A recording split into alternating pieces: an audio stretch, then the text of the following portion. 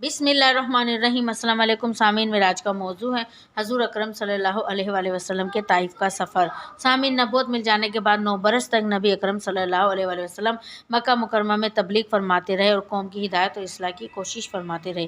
लेकिन थोड़ी सी जमात के सिवा जो मुसलमान हो गई थी और थोड़े से ऐसे लोगों के अलावा जो बावजूद मुसलमान न होने के आपकी मदद करते थे। सामीन, हजूर अकरम सल्लल्लाहु अलैहि वसल्लम के चचा अबू तालिब भी इन्हीं नेक दिल लोगों में थे जो बावजूद मुसलमान न होने के हजूर अकरम सल्लल्लाहु अलैहि वसल्लम की हर किस्म की मदद फरमाते थे।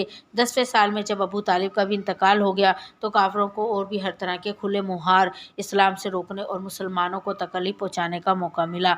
हजूर अकरम सल्लल्लाहु अलैहि वसल्लम इस ख्याल से ताइफ तशरीफ़ ले गए कि वहाँ कबीला सकीफ़ की बड़ी जमात है, अगर वो मुसलमान हो जाए तो मुसलमानों को इन तकलीफ़ों से निजात मिले और दीन के फैलने की बुनियाद पड़ जाए। वहाँ पहुंचकर कबीला के 3 सरदारों से जो बड़े दर्जे के समझे जाते थे गुफ्तगू फरमाई और अल्लाह के दीन की तरफ बुलाया और अल्लाह के रसूल की यानी अपनी मदद की तरफ मुतवज्जा किया। मगर इन लोगों ने बजाय इसके कि दीन की बात को कबूल करते या कम से कम अरब की मशहूर मेहमान नवाजी के लिहाज से एक नौवारिद मेहमान की खातिर मिदारत करते, साफ जवाब दे दिया और नहायत बेरुखी और बदअखलाकी से पेश आए। उन लोगों ने यह भी गवारा न किया कि आप यहाँ क़याम फरमा लें। जिन लोगों को सरदार समझकर बात की थी वो शरीफ होंगे और मुहज़्ज़िब गुफ्तगू करेंगे। उनमें से एक शख्स बोला, ओहो, आप ही को अल्लाह ने नबी बनाकर भेजा है।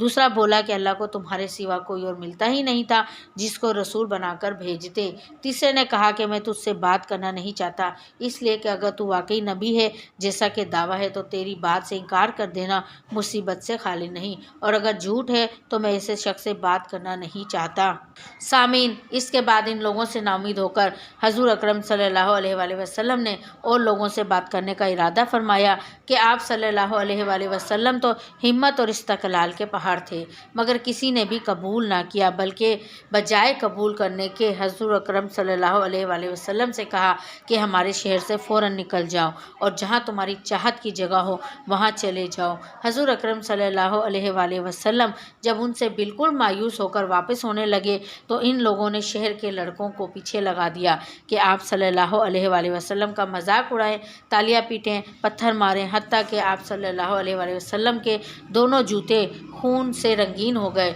हजूर अकरम सल्लल्लाहु अलैहि वसल्लम इसी हालत में वापस हुए। जब रास्ते में एक जगह इन शरीरों से इत्मीनान हुआ तो हजूर अकरम सल्लल्लाहु अलैहि वसल्लम ने ये दुआ मांगी, ए अल्लाह, तुझी से शिकायत करता हूँ मैं अपनी कमज़ोरी और बेकसी की और लोगों में ज़िल्लत और रुसवाई की। ए रहमानुर रहीम, तू ही ज़ुफ़ा का रब है और तू ही मेरा परवरदिगार है। तू मुझे किसके हवाले करता है? किसी अजनबी बेगाने के जो मुझे देखकर तुर्श-रो होता है और मुँह चढ़ाता है, या किसी दुश्मन के जिसको तूने मुझ पर काबू दे दिया?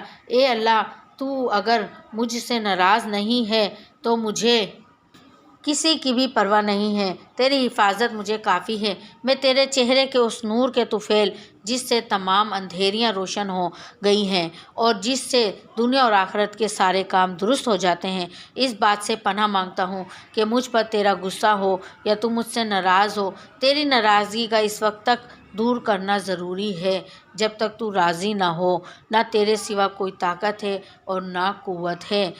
सामीन, मालिक मुल्क की शान कहारी को इस पर जोश आना ही था कि हज़रत जिब्राईल अलैहिस्सलाम ने आकर सलाम किया और अर्ज़ किया कि अल्लाह ताला ने आपकी कौम की वो गुफ्तगू जो आपसे हुई सुनी और उनके जवाब सुने, और एक फ़रिश्ते को जिसके ज़िम्मे पहाड़ों की खिदमत है आपके पास भेजा है कि आप जो चाहें इसको हुक्म दें। इसके बाद इस फ़रिश्ते ने सलाम किया और अर्ज़ किया, जो इरशाद हो मैं इसकी तामील करूं, अगर इरशाद हो तो दोनों जानिब के पहाड़ों को मिला दूं जिससे ये सब दरमियान में कुचल जाएं, या और जो सज़ा आप तजवीज़ फरमाएं। हजूर करीम रहीम व करीम ज़ात ने जवाब दिया कि मैं अल्लाह से इसकी उम्मीद रखता हूँ कि अगर ये मुसलमान नहीं हुए तो इनकी औलाद में से ऐसे लोग पैदा हों जो सिर्फ़ और सिर्फ अल्लाह ताला की इबादत करें।